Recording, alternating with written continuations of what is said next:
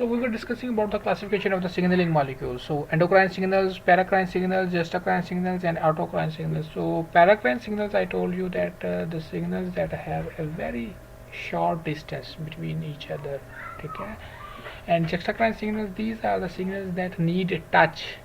Physical contact is there. In endocrine and paracrine, physical contact is not there, but in juxtacrine signaling physical contact is there. And autocrine signals are the signals that can affect on the same cells. I can show you these on the next slide. Here you see that when there is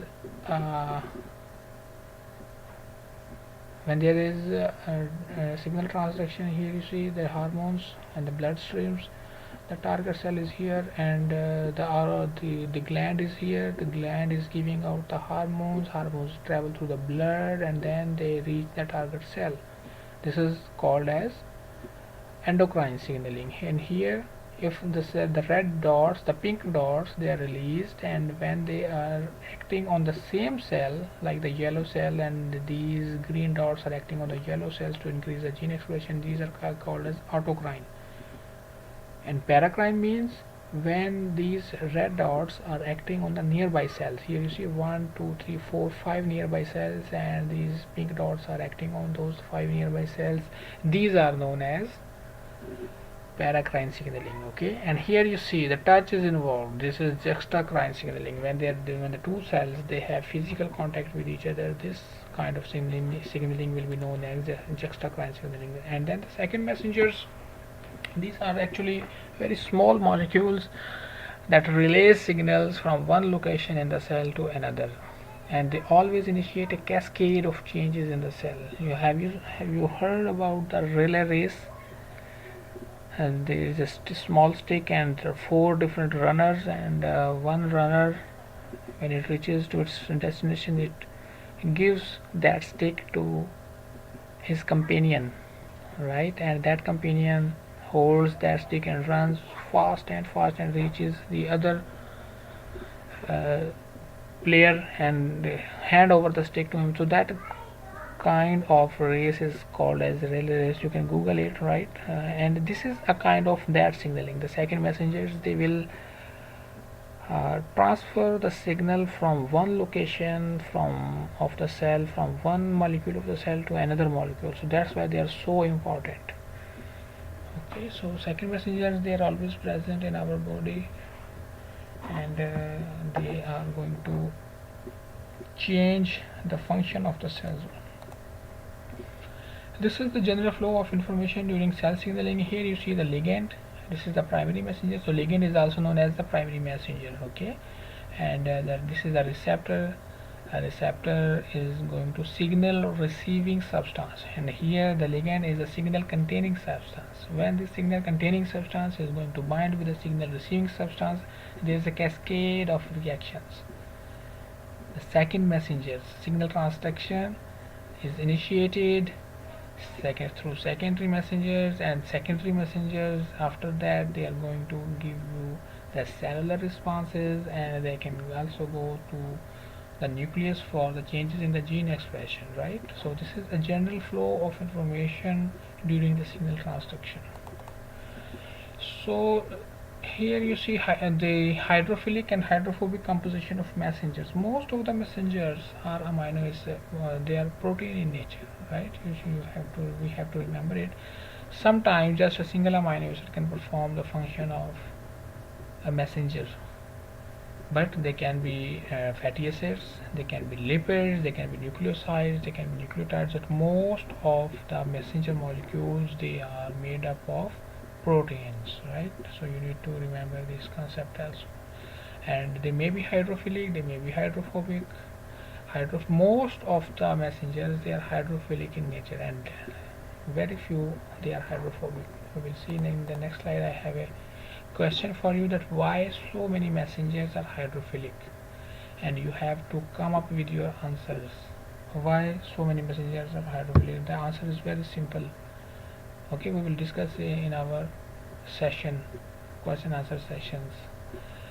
So hydrophobic messengers, these are the messengers. They are they act on the receptors present in the nucleus. As I told you that the cytosolic receptors, most of the cytosolic receptors, they are present in the cytosol. They are not present on the cell membranes. Just like steroid hormones, when they entered in the cell, they got the cytosolic receptors, and together they go directly into the nucleus and ask nucleus to enhance the expression of the genes responsible for that particular response. Receptor ligand bindings. Messengers forms several non-covalent bonds. Wow. Why non-covalent? Why not covalent? I will need the answer from you guys.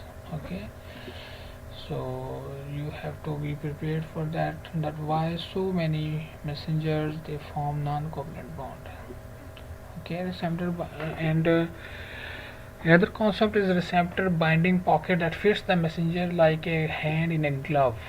So it is extremely specific that a ligand is not going to bind other receptors, it will only bind to its particular receptors. Okay, we will see how that ligand specificity is working.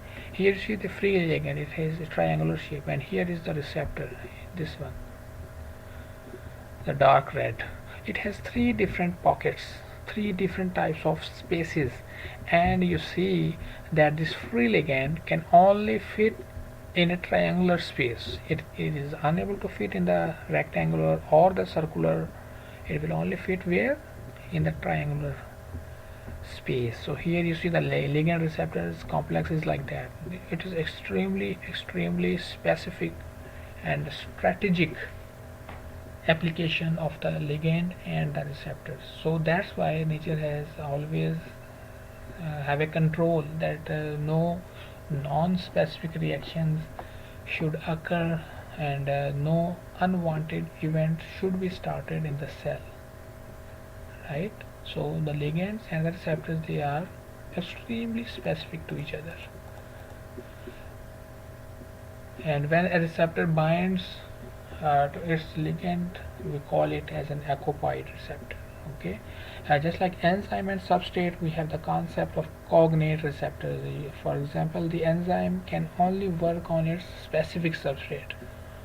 One enzyme cannot act on all the substrates. It has a particular substrate, on that substrate it will act. Similarly, the ligand will have a particular receptor on which the ligand is going to act, and that's why we call that receptors as a cognate receptor. Signal integration, yes.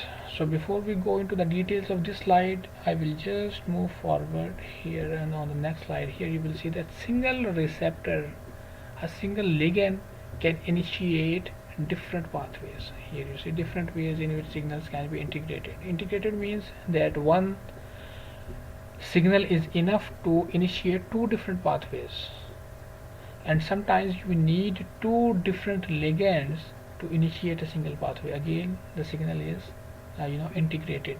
And here the most complex is that we need different signals to initiate different pathways. So different receptors activate different pathways. One pathway affects the other pathway, and here in the second we have different receptors to activate the same pathway, and here the one receptor can activate multiple pathways. Alright, so the thing is that every receptor and every ligand, they work in integration, and most of the signal transaction going on in our cell, it is integrated, it is not isolated. So receptor regulation, this is the upregulation. Here you see the number of receptors, they are less. Okay, and when the number of receptors on the cell 2 to 4 and 4 to 8, it means the receptors are increased, and when there is a number of receptors is increased on the surface of the cells, it means receptor upregulation, and vice versa is known as downregulation. When you have lots of receptors present on the surface of the cell membranes, and with the passage of time those receptors are gone from 8 to 4 and 4 to 2, it means the receptors are downregulated with time. Signal amplification. The strong response of the target cell results